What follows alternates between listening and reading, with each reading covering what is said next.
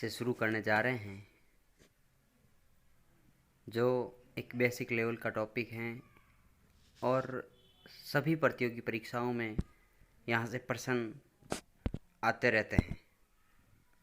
चलो आज अपन संज्ञा के बारे में अध्ययन शुरू करते हैं। संज्ञा की परिभाषा किसी प्राणी, वस्तु, स्थान, भाव, अवस्था, गुण या दशा के नाम को संज्ञा कहते हैं। उदाहरण के लिए जैसे राम हैं, सीता, पुस्तक, जयपुर, अच्छा, अमीरी, बालपन इत्यादि को हम संज्ञा कह सकते हैं।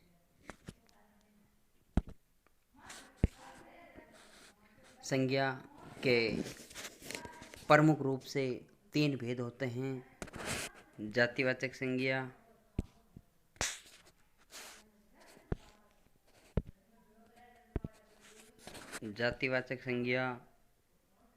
व्यक्तिवाचक संज्ञा और भाववाचक संज्ञा।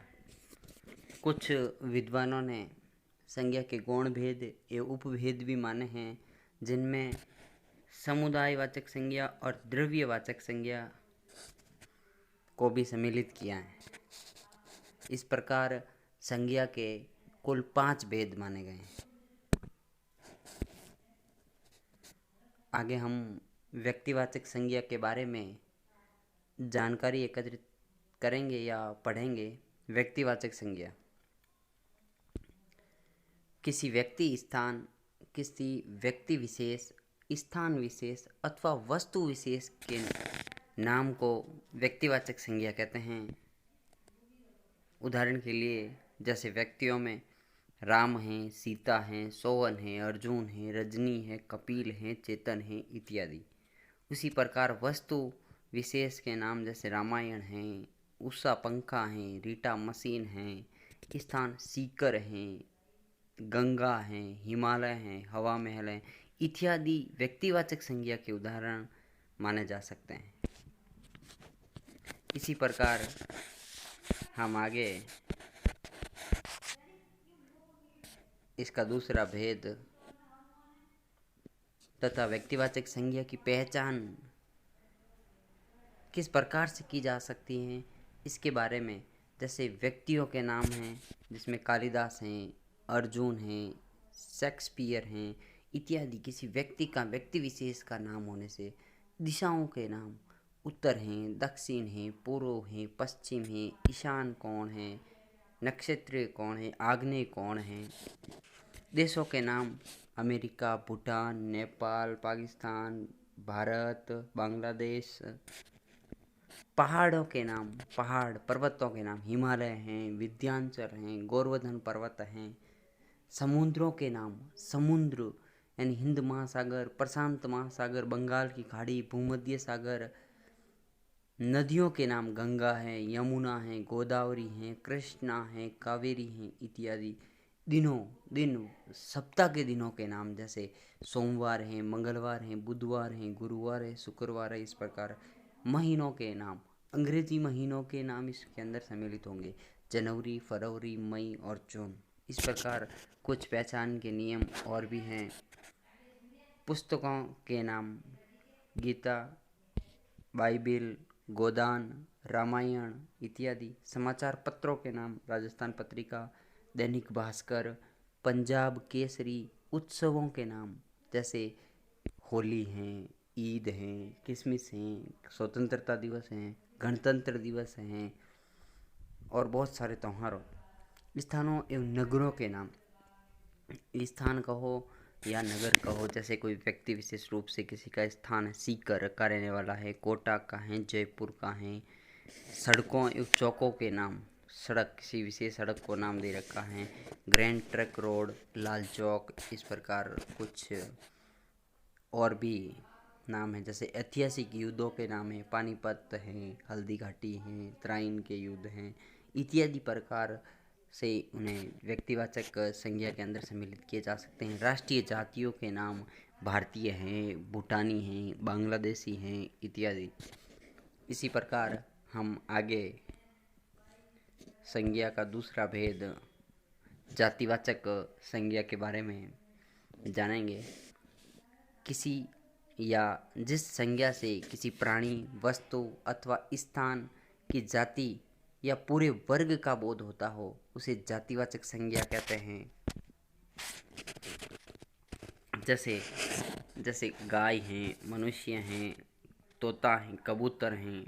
वस्तु में पुस्तक आ गई, पंखा है, मशीन है, दूध है, साबुन है इत्यादि। स्थान पहाड़ हैं, नदी हैं, शहर हैं, गांव हैं, विद्यालय हैं इत्यादि को हम जाति विशेष के नाम से संबोधित कर सकते हैं। संज्ञा का तीसरा भेद भाववाचक संज्ञा।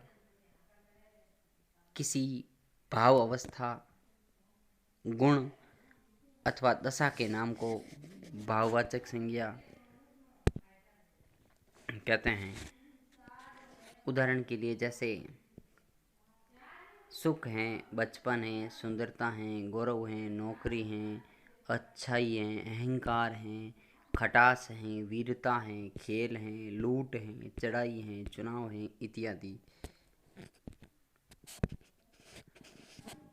इत्यादि भाववाचक संज्ञा के उदाहरण को माना जा सकता है। इसी प्रकार हम आगे अन्य भेद जो कुछ विद्वानों ने बताए हैं, एक समुदायवाचक संज्ञा और एक द्रव्यवाचक संज्ञा, जिसके बारे में भी हम जानकारी हासिल करेंगे। समुदायवाचक संज्ञा व्यक्तियों का समूह, वस्तुओं के समूह का बोझ हो उन्हें समुदायवाचक संज्ञा कहते हैं। व्यक्तियों एवं वस्तुओं के समूह का जहाँ बोध हो उन्हें समुदायवाचक संज्ञा कहते हैं।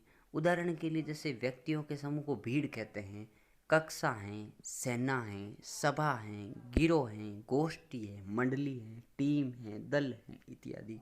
और वस्तुओं के समूह को गुच्छा है, मंडल है, झुंड है, ढेर है, कुंज इत्यादि शब्दों को जहाँ जिस शब्दों से समुदाय का बोध होता हो।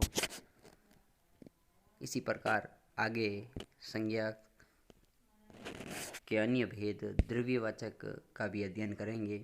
द्रव्यवाचक संज्ञा के अंतर्गत जिन संज्ञा शब्दों से किसी धातु, द्रव्य आदि पदार्थों का बोध हो उन्हें द्रव्यवाचक संज्ञा कहते हैं। जैसे तेल है, चांदी है, सोना है, घी है, पीतल है।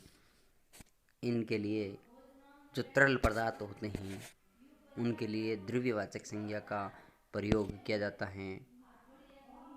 साथियों, आज अब यहीं तक करेंगे। इससे आगे अगले सेशन में जानकारी और एकत्रित करेंगे। इसके लिए आपका प्यार सदैव बना रहे। जय हिंद, जय भारत।